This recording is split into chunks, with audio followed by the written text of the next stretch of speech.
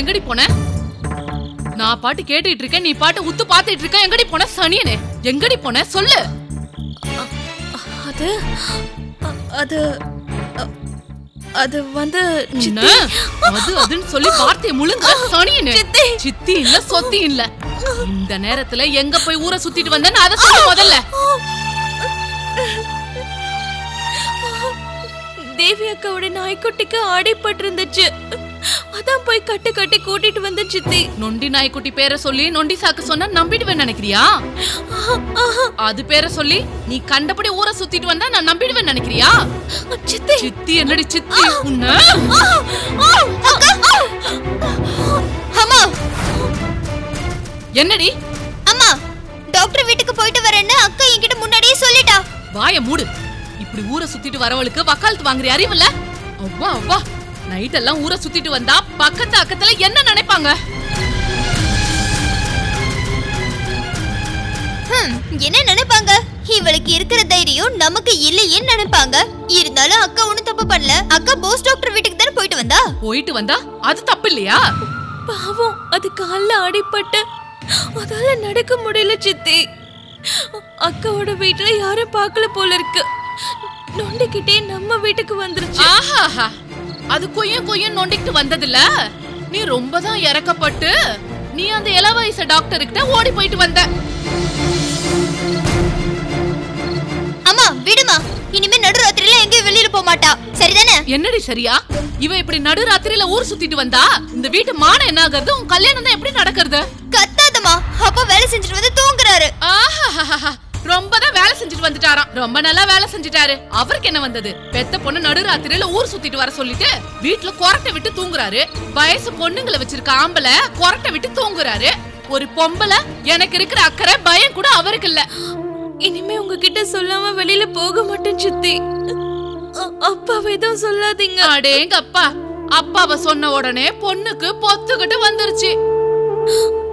இங்க பாரு, இப்பவே சொல்றேன், இன்னொரு தடவை நாய்க்குட்டி அது இதுன்னு சொல்லிட்டு ஊரை சுத்திட்டு வந்தேன்னு வச்சுக்கோ, காலை உடைச்சு அடுப்புல வச்சிருவேன். ஜாக்கிரதை.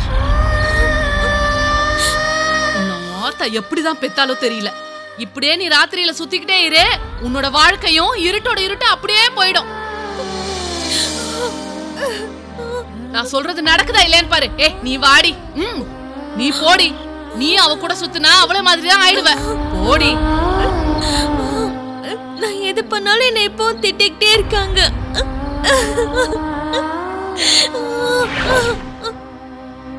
ரொம்ப பெருமையா உங்க பொண்ணை பத்தின ஒரு கதையை சொல்லி எல்லார் கண்ணிலையும் கண்ணீரை வரவழைச்சிட்டீங்க. அது இல்லைங்கய்யா. ரொம்ப நன்றி, நீங்க போகலாம்.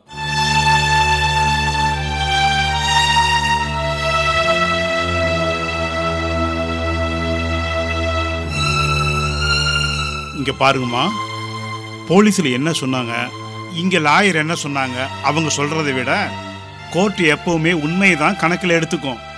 அதனால உண்மை என்னன்னு ஓமாயாலே சொல்லுமா. நீ யாருக்கும் பயப்பட தேவையே இல்லை. கொலை பண்றதுக்காக வாழணும்னு நினைச்சா எனக்கு அப்படிப்பட்ட வாழ்க்கையே தேவையில்லையா? உண்மையிலே நான் இந்த குற்றத்தை செய்யவே இல்லையா? நீங்களே கேட்டீங்கல்ல, எல்லாரும் என்ன சாமின்னு சொல்றாங்க. ஆனா ஏன் பார்வையில சாமின்னா அது அந்த தேவயானி அக்கா தான். அக்கா, அக்கா, அக்கா. இவன் உன்கிட்ட எப்போ வந்தான்? அட, என்ன சிவனுக்கு? எங்கேயாவது சைக்கிள்ல இடிச்சிட்டு இருந்திருப்பாங்கா. ராத்திரி நொண்டிக்கிட்டே என்னோட வீட்டுக்கு வந்துட்டான். பாவம், ராத்திரி எல்லாம் வழியில துடிச்சிட்டே இருப்பான்னு சொல்லி ராத்திரி 2 மணி இருக்கும் இவனை டாக்டர் வீட்டுக்கு கூட்டிட்டு போய், இங்க பாருங்க, இந்த கட்டு கட்டி கூட்டிட்டு வந்துட்டேன். ஓஹோ, ராத்திரி 2 மணிக்கு இவனை சாக்கா வச்சுக்கிட்டு டாக்டர் சாரை பாக்குறதுக்கு போயிட்டு வந்தியா நீ? ஐயோ, அப்படிலாம் இல்ல, இவனோட கஷ்டத்தை பொறுத்துக்க முடியாம தான். எனக்கு புரிஞ்சு போச்சு. போற வழியில இன்னொரு டாக்டர் இருக்கார்ல, அங்க எதுக்கு கூட்டிட்டு போகல? என்கிட்ட எதையோ மறைக்கிற. சி போங்கக்கா. சரி, இதோ வந்துடுறேன்.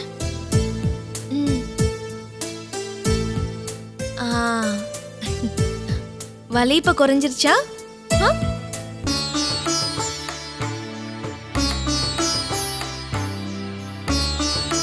மீனாட்சி,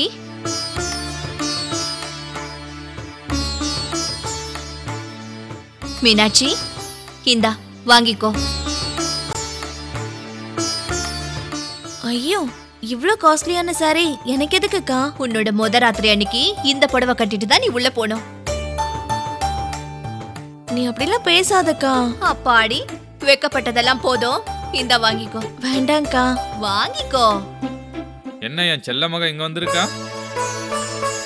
இவளுக்கும் டாக்டர் போஸுக்கும் கல்யாணம் நிச்சயமா இருக்குப்பா, தெரியுமா? தெரியும் தெரியும், கர்னல் சார் சொன்னாரு. என்ன ஆசீர்வாதம் பண்ணுங்கப்பா. நல்லா இருமா.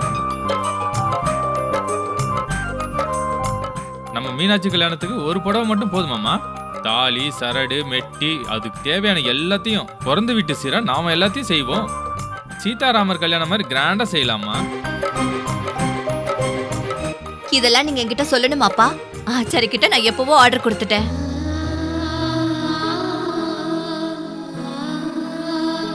மீனாட்சி,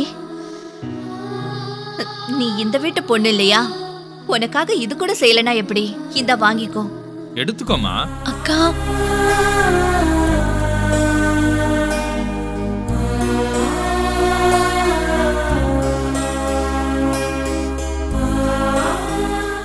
ஏமா கண் கலங்குற? அழாதம்மா. இத்தனை பேரை என் மேல அன்பா இருக்கும் போது, என் மேல இவ்வளவு அன்பு காட்டும் போது, இந்த அன்பு பாசத்தெல்லாம் விட்டுட்டு, இந்த மனுஷங்களெல்லாம் விட்டுட்டு நான் எதுக்காக காட்டுக்கு போகணும்? வேணும்னா நான் யார என்னங்கிறத அதோ என் தேவியணி அக்கா கிட்ட கேளுங்க. எனக்கு எப்ப எந்த கஷ்டம் வந்தாலும் என்ன சொந்த தங்கச்சி மாதிரி பாத்துக்கிற அந்த அக்காவுக்கு என்னை பத்தி எல்லா விஷயமும் தெரியும். ஆமாமா, கோர்ட்டுக்கு தேவையானது உன்னை பத்தின விஷயம் மட்டும் இல்ல, உண்மையும் சேர்த்துதான். அந்த உண்மையை இப்போவாவது நீங்க ஒத்துக்கிறீங்களா? என்னது? டிஎஸ்பி லக்ஷ்மண ராவ நீங்க தான் சுட்டு கொன்னீங்கங்கிற உண்மைய. நிச்சயமா இல்ல, இதெல்லாமே சுத்த போய். அப்படின்னா அன்னைக்கு ராத்திரி நடந்தது என்ன? அன்னைக்கு நைட்டு போலீஸ் எங்க வீட்டுக்கு வந்து அடிபட்டு காப்பாத்தணும்னு சொல்லி என் டாக்டர் சார் கிட்ட கேட்டாங்க. அவங்களே கூட வந்து கூட்டிட்டு போனாங்க. காலையில வரைக்கும் வராததுனால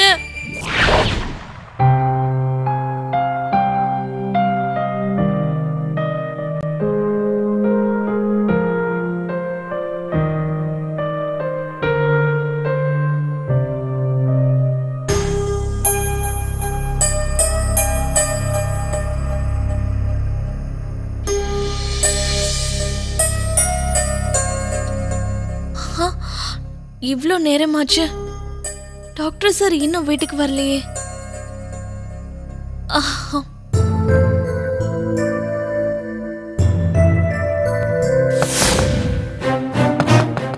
வரேன்.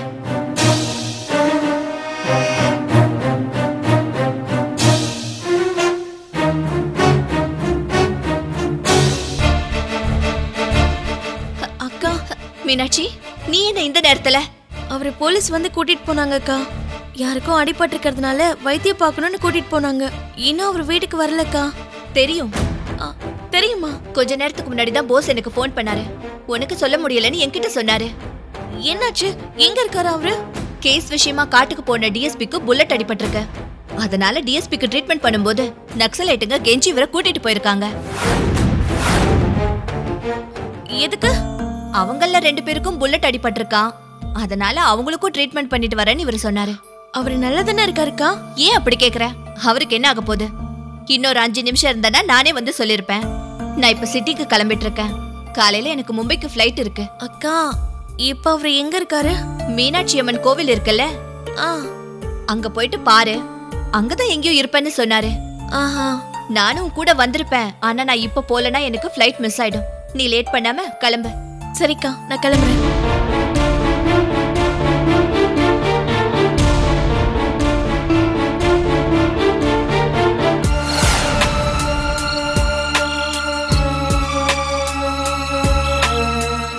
Doctor sir, doctor sir.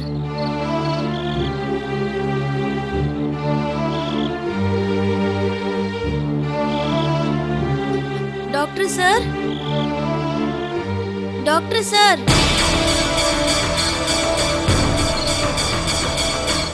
Doctor sir,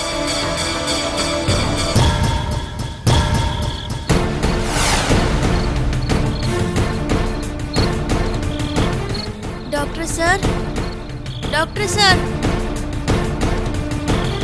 doctor sir, doctor sir,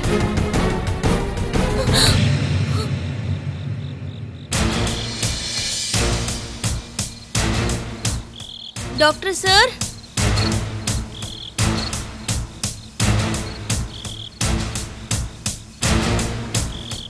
doctor sir, doctor sir எங்க தான் இருப்பாருன்னு தேவி அக்கா சொன்னாங்க.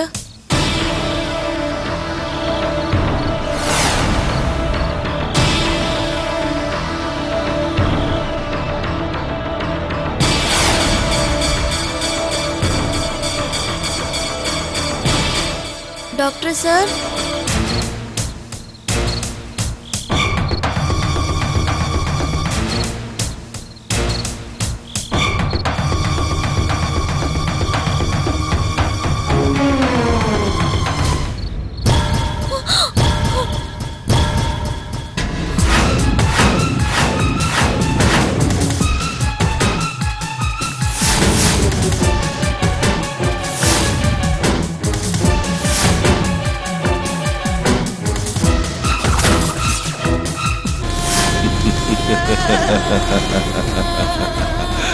அங்க ஓடி இங்க ஓடி என் கையில சிக்கிட்டே சொர்ணாக்கா. ஸ்வர்ணாக்காவா? ஐயோ, என் பேரு மீனாட்சிங்க.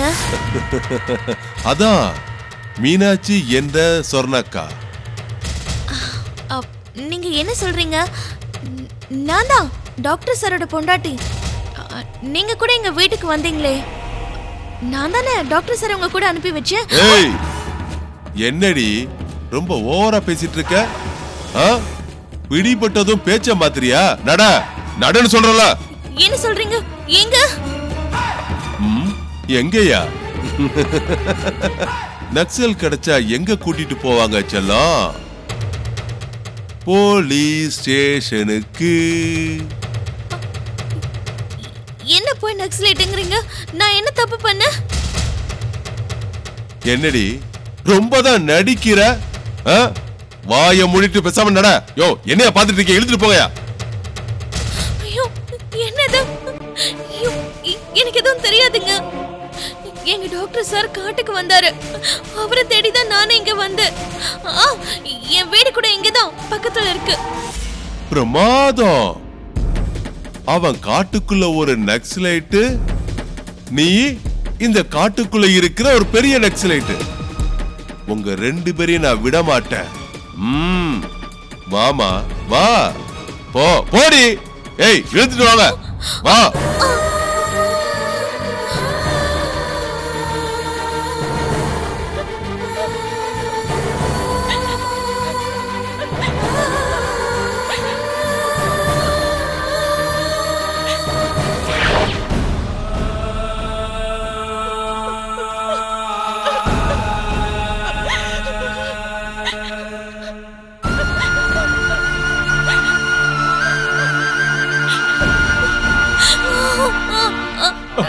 அம்மாடி,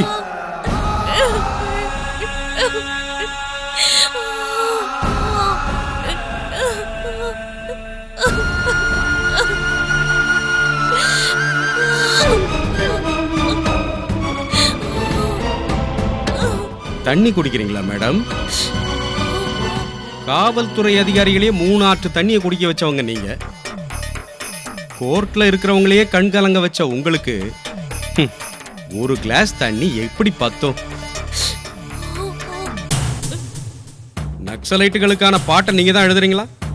அதுவும் அற்புதமான வார்த்தைகள்ல அற்புதமான கற்பனைகள்லாம் கலந்து வேற எழுதுறீங்களாமே. எனக்கு ஒரு விஷயம் இப்பதான் புரியுது. இந்த கோர்ட்ல இருக்கிறவங்களுக்கு உங்க வார்த்தையை கேட்டு எப்படி கண்ணீர் வருதுன்னு. இதெல்லாம் உங்களோட சொந்த கற்பனைகளா இல்ல இதுல உங்க தேவக்காவோட ட்ரைனிங் வேற இருக்கா? இப்படி எல்லாம் உங்களுக்கு பேசுறதுக்கு அவங்க தானே ட்ரைனிங் கொடுத்தாங்க. Stop it.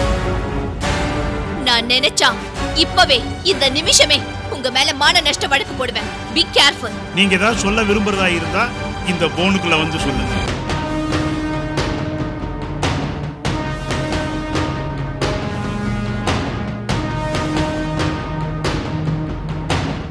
நீங்க ஆர்கியூ பண்ணுங்க, வாதாடுங்க, கேள்வி கேளுங்க.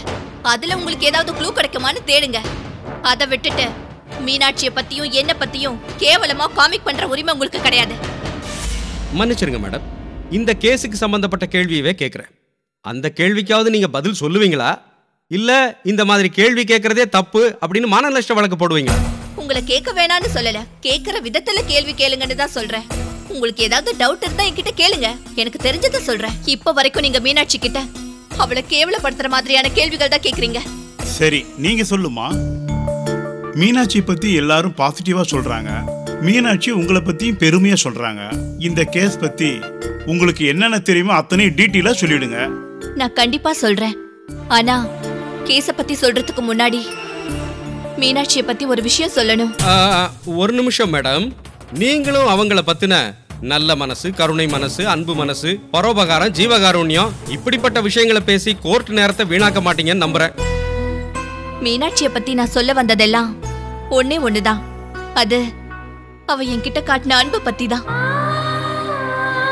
அவ யார் மேலனா அதிகமா அன்பு வச்சுட்டானா அவங்களுக்காக என்ன வேணாலும் விட்டு கொடுப்பா. இப்ப அவங்க எதை விரும்புனாங்க, எதை விட்டு கொடுத்தாங்க? நக்சலைட்டுகளோட உணர்வுகளை புரிஞ்சுக்கிட்டா.